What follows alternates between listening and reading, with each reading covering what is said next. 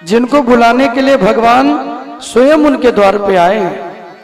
भगवान ने उनसे कुछ मांगा नहीं है। विरक्त इंद्रियार्थेषु प्रशांतात्मा जितेन्द्रियः। विरक्त इंद्रियार्थेषु प्रशांतात्मा जितेन्द्रियः। सुदामा जी महाराज की कथा उस समय की है जब भगवान सांदीपनी गुरु के यहां पढ़ने के लिए गए थे। और जब गुरु के यहां पढ़ने के लिए भगवान जा रहे थे तो रास्ते में सुदामा से भगवान की भेंट हो गई। अपने रथ को रोक के भगवान नीचे उतरे।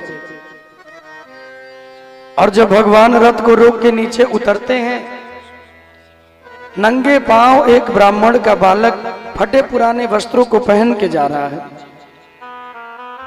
भगवान उतर के कहते हैं कि भैया कौन हो तुम और कहां जा रहे हो? क्या तुम मेरे मित्र बनोगे? सुदामा ने कहा कि मैं गुरु के यहां पढ़ने के लिए जा रहा हूं। कृष्ण तुरंत बोल पड़े, क्या मेरे मित्र बनोगे? सुदामा ने कहा कि प्रभु आपको देख के लगता है जैसे आप किसी राजा के बेटे हैं। आपका ये रथ, आपका ये वस्त्र, आपका पहनावा मुझे देखकर लगता है आप किसी राजा के बेटे हैं। और मित्रता और रिश्तेदारी सुदामा जी ने कहा कि हमेशा बराबरी वालों में होनी चाहिए। मित्र भी बनाइए तो अपने से बड़ों को मत बनाइए। बेटी बेटा का रिश्ता भी जोड़िए, विवाह भी करिए, बहुत बड़े घर में मत करिए। घर छोटा हो, धन कम हो, लेकिन भक्ति हो, धर्म हो, भगवान की माला हो, संस्कार हो, तो बेटा बेटी को वहां हमेशा सुख मिलेगा। और घर बहुत बड़े हों, अब पता लगा शाम को बोतल खुलती हो, तो ऐसे घर में क्या बेटी सुखी रहेगी? धन कितना भी हो। इसलिए कभी भी विवाह करने के लिए जाइए तो शास्त्रों में कहा गया घर परिवार बैंक बैलेंस खेती बाड़ी सब कुछ देखिए, लेकिन बिटिया के विवाह के लिए धर्म भी देखिए। भक्ति है कि नहीं, माला पूजा करते हैं कि नहीं, भगवान का भोग लगता है घर में कि नहीं, ये जरूर देखना चाहिए। जिन घरों में भगवान की भक्ति नहीं, पूजा नहीं, माला नहीं, वहां भगवान कभी रहते नहीं है। और ऐसे घर में विवाह भी नहीं करना चाहिए। जो मर्जी वो करें, हम भक्त हैं, हम क्यों करें भाई? छोटे घर में हो जाए, बिटिया कम खा लेगी लेकिन सुखी तो रहेगी। रोज आपको सुनने को तो नहीं मिलेगा आज पी के मार रहे हैं, आज ये कह रहे हैं, आज वो कह रहे हैं। सुदामा कहते हैं आप तो किसी राजा के बेटे लग रहे हो, मेरी आपकी मित्रता कैसे संभव है? और इतना कह के सुदामा जी आगे बढ़ गए। आगे गए तो सुदामा के पैरों में एक कांटा चुभ गया। और जब सुदामा के चरणों में एक कांटा चुभा तो उस कांटे को बैठ के सुदामा जी निकालने लगे। जब वो कांटा निकालते हैं तो अपने हाथों से कांटे को नहीं निकाल पाए सुदामा जी। भगवान आए, सुदामा के हाथों को भगवान ने सहलाते हुए सुदामा के चरण को अपने हाथों में भगवान ने लिया। और चरणों को हाथ में लेकर अपने हाथों से भगवान सुदामा के कांटों को निकालने लगे। और सुदामा के कांटे जब भगवान के हाथ से नहीं निकले तो संतों से मैंने इतना भी सुना है, इतने बड़े भक्त वत्सल हैं, अपने मुख के दांतों से अपने भक्त सुदामा के कांटों को भगवान ने निकाला। अपने मुख के दांतों से भगवान निकालते हैं। और वो कांटा जब निकला, सुदामा दौड़ के भगवान के हृदय से लग गए। और देखो भैया, सच तो यही है, दुनिया कांटा लगाती है, दुनिया दर्द देती है। दर्द मिटाने वाले, कांटे निकालने वाले कोई हैं तो वो मेरे प्रभु ही हैं, वो द्वारिकाधीश ही हैं, वो मेरे भागवत भगवान ही हैं। बाकी दुनिया तो कांटा लगाने पे ही लगी हुई है। दुनिया कांटा लगाती है, निकालने का काम तो गोविंद ही करते हैं, निकालने का काम तो भगवान ही करते हैं। एक बार जोरदार तालियां भगवान के लिए बजाएं। बोले द्वारिकाधीश भगवान की जय हो, कृष्ण कन्हैया लाल की जय हो।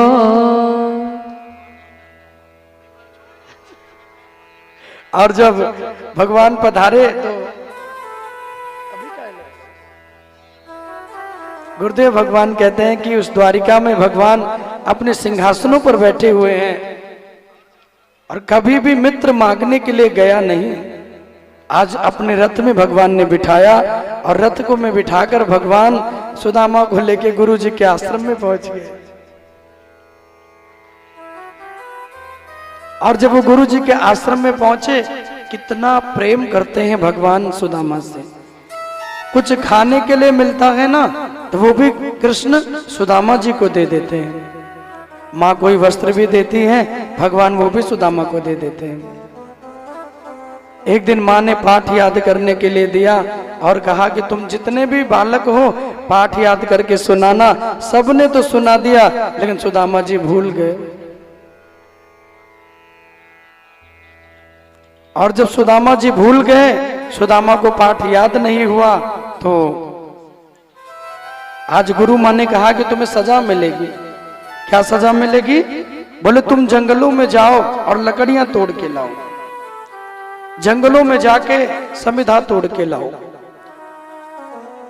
सुदामा जी महाराज रोते हुए चल पड़े और जब सुदामा जाने लगे तो माँ कृष्ण के पास आई और कृष्ण के पास आके मैया कहती हैं, हे कृष्ण तुम सुनाओ, तुम्हें तो याद ही होगा।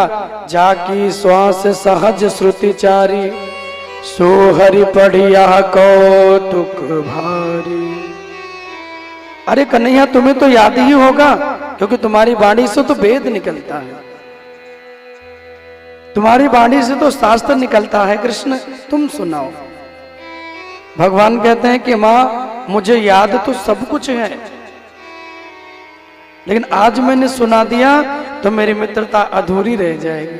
और भगवान कहते हैं कि चार वेद कंठस्थ मोहे, और कहूं तो हो ये रस भंग। अपना पाठ भुलाई के मैं तो जाऊं सुदामा के संग। आज अगर मैंने पाठ सुना दिया मैया, तो मेरी जो मित्रता है वो मेरी मित्रता अधूरी रह जाएगी। इसलिए मैया मैं सुना नहीं सकता, मैं कैसे सुना दूं। और आज अपने मित्र के लिए भगवान भी बिना सुनाए और कहते हैं मां मुझे भी वही सजा देना जो आपने मेरे मित्र को दी है। जाओ तुम दोनों मित्र जाओ, लकड़ियां तोड़ के लाओ। भगवान चल दिए सुदामा जी के संग में। जाते हुए भगवान को मां ने एक मुट्ठी चने दे दिए और कहा कि चने लेकर के जाना, और जब दोनों मित्र को भूख लगेगी तो खा लेना। चने लेके सुदामा जी चल दिए और जब चने लेकर चले आए लकड़ियां तोड़ने के लिए जंगलों में, तो बारिश होने लगी। और जब बारिश होने लगी, बड़ी जोर की हवा चलने लगी, तूफान चलने लगा। सुदामा जी चिंता में पड़ गए। भूख लग गई सुदामा को। सुदामा की इच्छा हुई कि गुरु माँ ने जो चने दिए हैं आज वो चने खा लेते हैं। भगवान ऊपर लकड़ियां तोड़ते रहे, सुदामा जी नीचे अपने चने को खाने लगे। और जब सुदामा ने चने को खाया, कट कट की आवाज होने लगी। भगवान पूछते हैं कि सुदामा भैया क्या चने खा रहे हो तुम? क्या तुम चने तो नहीं खा रहे हो? जो गुरु माँ ने मुझे दिए मेरे हिस्सा का तो नहीं खा जाओगे? सुदामा कहते हैं प्रभु मैं चने नहीं खा रहा हूं, इतनी हवाएं चल रही हैं, बारिश हो रही है, ठंडी के मारे मेरे दांत बोल रहे हैं, ये मेरे दांतों से आवाज आ रही है, मैं चने नहीं खा रहा हूं। थोड़ी देर के बाद भगवान नीचे उतरे और नीचे उतर के भगवान कहते हैं लाओ गुरु माँ ने जो चने दिए वो हम लोग खाते हैं, बहुत भूख लगी है भैया। सुदामा अब अपनी जेब में हाथ डालने लगे, कभी इधर कभी उधर, चने हो तब तो मिले। सुदामा ने कहा कि प्रभु मुझे लगता है कि गुरु माँ ने जो चने दिए वो रास्ते में कहीं गिर गए, चने तो मेरे पास है ही नहीं, मैं आपको क्या दूं, चने मेरे पास नहीं है। गुरुदेव भगवान कहते हैं कि जब भगवान ने ये बातें सुनी, प्रभु कहते हैं देखो कभी भी जीवन में किसी का वट नहीं चुराना चाहिए। वट माने हिस्सा। आपको भगवान ने जितना दिया है उतने में संतोष रहिए, किसी का हिस्सा मत लीजिए, क्योंकि जो किसी का हिस्सा लेता है उसको जीवन में सुदामा के जैसे दरिद्र होना पड़ता है। ये तो भगवान के मित्र थे, भगवान इनको इतना प्रेम भी करते थे। भगवान ने कहा कि सुदामा तुम सच बोल दिए होते मैंने चने खा लिए कोई बात नहीं थी, तुमने झूठ बोला, तुमने मेरे हिस्से के चने खाए, मानो मैं तुम्हें श्राप देता हूं। जाओ, जीवन में इतनी गरीबी इतनी निर्धनता होगी, दरिद्रता तुम्हारे जीवन में होगी, कभी भी उन दरिद्रता से तुम मुक्ति नहीं पाओगे। लेकिन चूंकि तुम मेरे मित्र हो, मेरी भक्ति करते हो, तो हम तुमको ये भी वरदान देते हैं, जिस दिन तुम मेरे द्वार पे आओगे तुम्हारी दरिद्रता दूर हो जाएगी और इतना धनवान बना के तुम्हें भेजूंगा, दुनिया में इतना धन किसी के पास नहीं होगा। राधे राधे बोलना पड़ेगा, जोर से बोलना पड़ेगा, और जोर से बोलना पड़ेगा।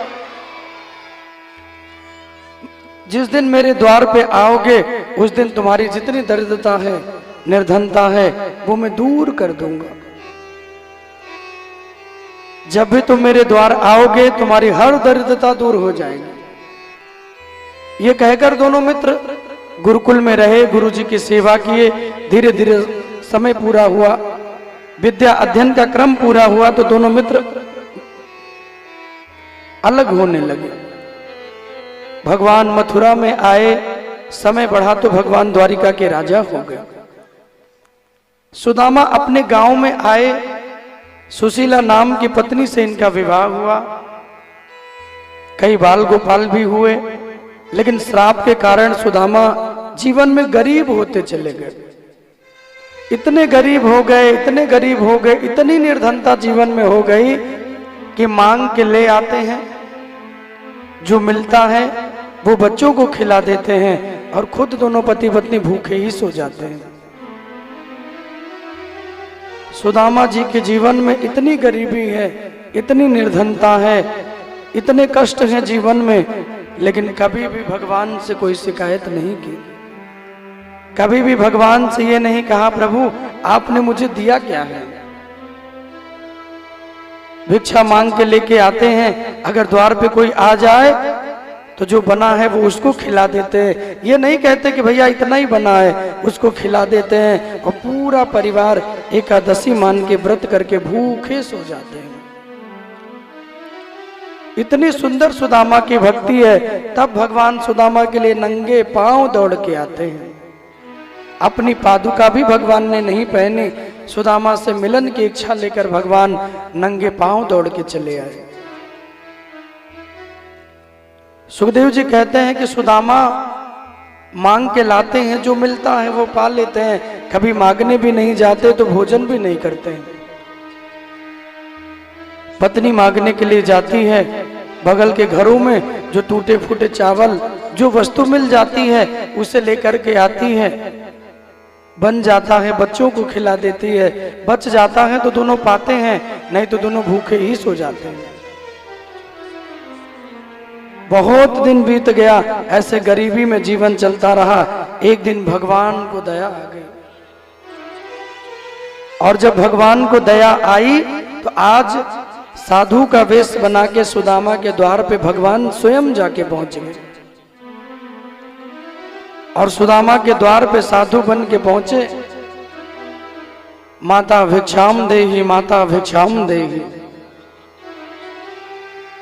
भिक्षा मांगने के लिए जब भगवान ने आवाज लगाई, सुशीला जी निकल के आती हैं, साधु को देखती हैं, सुशीला जी रो पड़ती हैं। सुशीला कहती हैं कि प्रभु साधु महाराज, गरीबी इतना बड़ा अभिशाप है ना, जितने रिश्ते हैं, जितने नाते हैं, जितने संबंध हैं, वो गरीबी में ही परखे जाते हैं।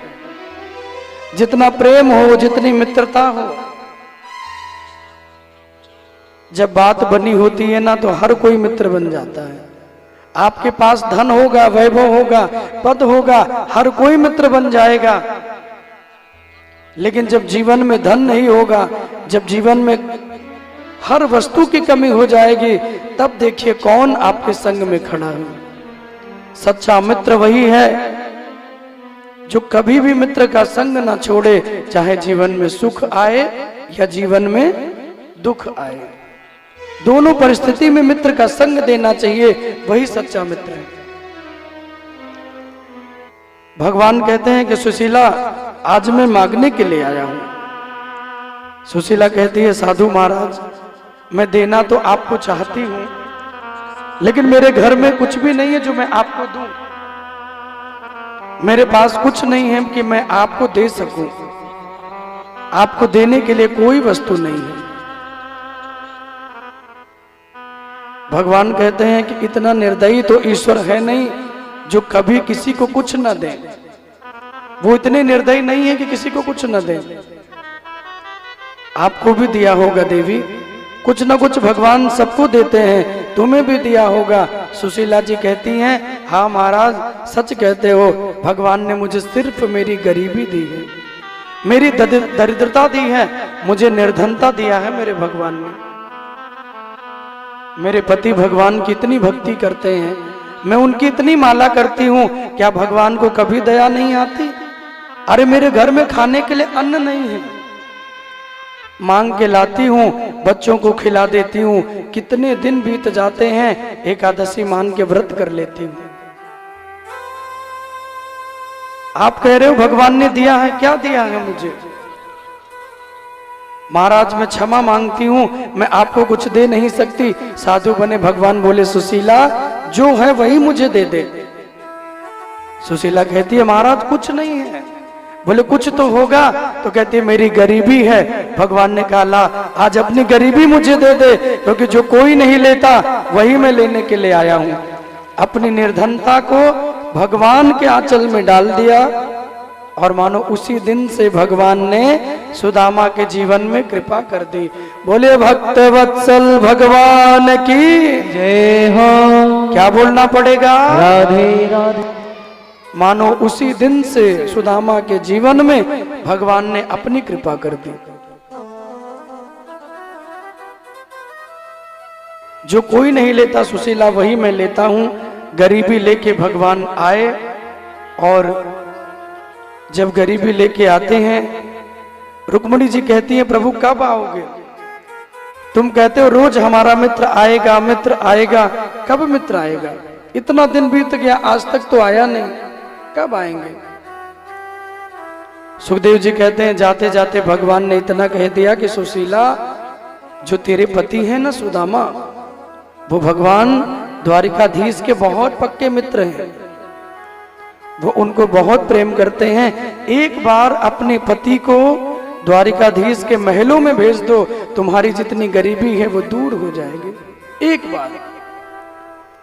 सुशीला ने प्रणाम किया, दौड़ी दौड़ी आई और सुदामा जी से कहती हैं, क्या आपके कृष्ण नाम के कोई मित्र हैं? आज बड़े ही दिन के बाद सुदामा के कानों में किसी ने कृष्ण का नाम लिया है। जब से सुदामा अपने गांव आए थे ना, कृष्ण के नाम को सुना ही नहीं था। बोले देवी तुम्हें कैसे पता चला? बोले महाराज मैं जानती हूं, वो आपके मित्र हैं। एक काम करिए, उनसे मिलने के लिए चले जाइए। एक बार जाइए, उनसे मिल करके आइए। हमारे जीवन में इतनी गरीबी है, हो सकता है जाओगे, उनसे मांग के आओगे, हमारी भी गरीबी भगवान दूर कर दे। सुशीला के शब्दों को सुन के सुदामा का मन तो भगवान से मिलने के लिए मचलने लगा, लेकिन जब मांगने की बात की तो सुदामा चुपचाप जाके कोने में बैठ गए। सुदामा ने कहा कि देवी मैं मांगने के लिए नहीं जाऊंगा, तुम मांगने की बातें करती हो तो मेरा मन जाने को नहीं होता। अरे उनके द्वार पे भी जाके क्या कोई मांगता है? मैं भक्ति करता हूं तो भगवान जानते हैं, भक्ति के बदले में मैं कुछ चाहता नहीं हूं कि मैं भक्ति करूं तो मुझे धन दे दो, मुझे अन्न दे दो। उनकी जो मर्जी होगी वो देंगे, मुझे कुछ नहीं चाहिए। बोले कोई बात नहीं, मांगने मत जाओ, मिलने के लिए तो चले जाओ। सुदामा जी कहते हैं हाँ मिलने के लिए कहोगे तो जाऊंगा,